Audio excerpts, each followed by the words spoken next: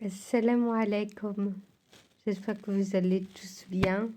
J'ai trouvé un texte très intéressant et très important sur le mariage que je voulais vous lire. Et dites-moi ce que vous en pensez, si vous avez des choses à rajouter, si vous êtes d'accord ou pas en commentaire.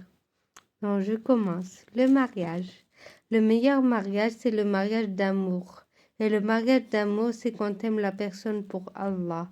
Et tu t'engages pour cela. Autrement dit, que tu épouses une personne en raison de sa piété.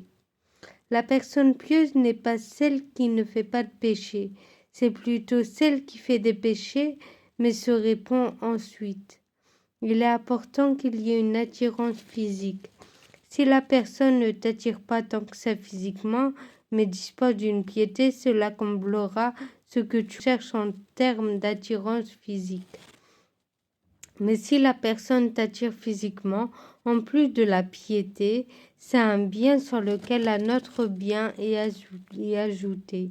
L'essentiel, comme disent les savants, c'est que la personne ne te repousse pas. Le vrai amour avec un grand A vient pendant le mariage. Tout ce qui existe avant n'est que maladie. Dans le mariage s'offre comme remède s'il a lieu. La beauté physique qui a motivé les causes pour le mariage s'amoindrit avec le temps. Ce n'est pas en réalité qu'une accroche. Ce n'était qu'en réalité qu'une accroche, Par la suite, il reste la beauté du comportement, qui dépend de la mais également du caractère de la personne. Mais si le comportement fait défaut ou que le caractère est aigri, cela rendra la vie de couple difficile et fera disparaître le motif pour lequel cette union a eu lieu. Puis tout se banalise et le divorce survient, alors qu'au tout début, l'un d'eux ne pouvait pas s'imaginer sans l'autre. Pensez-y, les efforts continuent toute la vie, ne s'arrêtent pas une fois mariés. L'effort que vous ferez, vous verrez l'époux, l'épouse le rendre en retour de façon spontanée et parfois d'une façon meilleure, car le croyant est reconnaissant par nature, en plus de sa nature humaine qui l'incite à l'équité. Au final, ces efforts accroissent l'amour et la stabilité dans le couple et redeviennent un plaisir que s'ils étaient au début d'une difficulté. Lorsque tout se banalise, la règle d'or est d'imaginer si le bienfait de l'époux ou l'épouse dont on jouit disparaît. En effet, pour reconnaître la valeur d'un bienfait, imagine que celui-ci disparaît.